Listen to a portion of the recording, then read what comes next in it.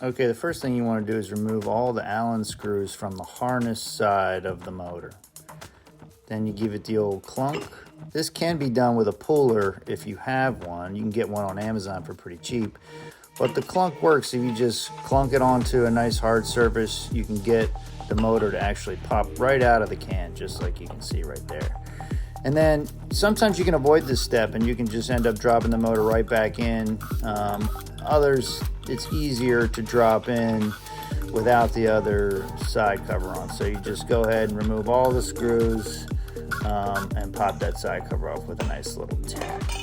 If you have corrosion in your motor, this is where it'll be. Just scrape it out of there and off of the motor itself. Sometimes you have to sand a little bit, and that'll clear the air gap so your motor will be able to spin again.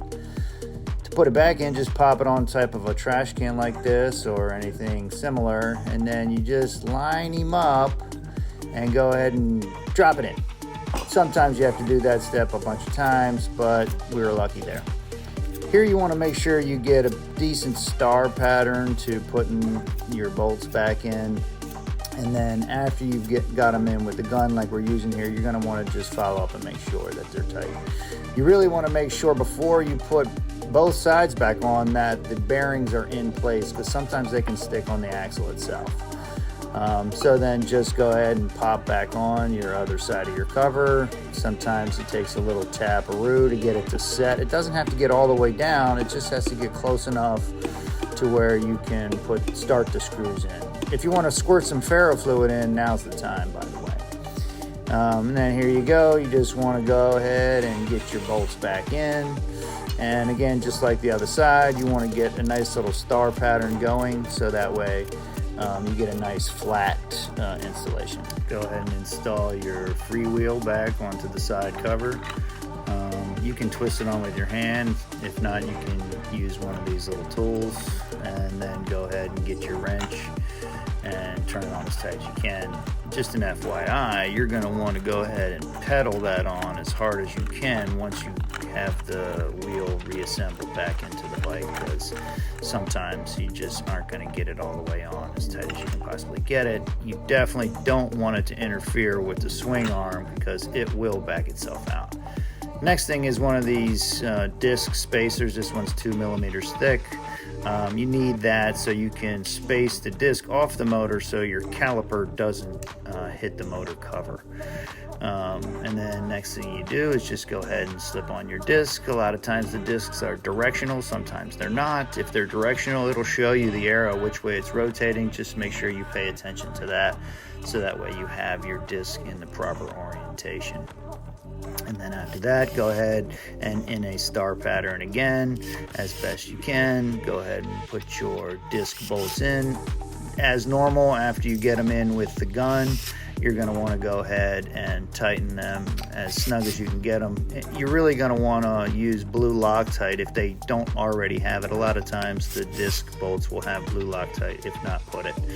This thing is not totally necessary, but it's super helpful to keep your harness off of the motor that's spinning so it doesn't fray. And you can see you put it on with the closed side first. And just go ahead and slip that all the way down, and sometimes it takes a little finagling to get it to get over the axle, but otherwise it's pretty easy to get over there. You can always put an additional spacer outside of that thing if you need to, but that really helps space it.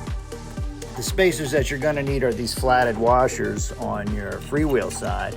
And again, it's really the most important thing is to make sure that once installed, your swing arm's not interfering. Then go ahead and drop it back into the swing arm. You can see that the harness is interfering a little bit, and a lot of times you might have to do some prying to get your motor to fall back into place. It's not that big of a deal. You can see you can just use any sort of lever, and really just going to want to be careful that you don't scratch the side covers of your motor, certainly if that's your concern. Once you get it to drop down on the freewheel side, then you go back to the harness side. You got to pay the most attention that you possibly can that you do not cut any of your sensor or phase cables when you're rotating it to get it to drop in like that. Once you got the harness in, then you can go back and stick your doubler plates back on. They're just 4mm Allens. And then your pinch bolt. Your pinch bolt is very important. It actually does pinch the axle. Once you get your freewheel side on, then you can go ahead back to the other side and get your secondary doubler plate on. Same thing on this side, 4mm Allens, with the addition to the pinch bolt. And again, just like always, after you get all 3 of these bolts on each side in with the gun, you're going to want to go ahead and follow up and make sure they're as tight as you can get them. Here's the most important part. You want to put about 150 foot-pounds of torque on these axle nuts. For sure, it's the most important part. If you don't get the appropriate amount of torque on both of these axle nuts, you will hear and feel your axle rotate in those dropouts between throttle and regen. We call it the clunk. And if you get the clunk, you definitely want to go back immediately and retighten your axle bolts to, if you don't have a torque wrench, a 3-foot breaker bar is the best thing I would tell you. Torque wrenches are about $80, and maybe for a reasonable one, you could probably, I'm sure, get them cheaper. But one of these really long torque wrenches is what you would prefer to have. And again, about 150 foot-pounds of torque will get you solid for sure to not have the clunk. If you get the clunk, go back and tighten your axle bolts. It'll get rid of it. And you can see we'll get him as tight as we can possibly get him and let it go ahead and hit the torque bump a couple times just to make absolute sure that you've got the prescribed torque.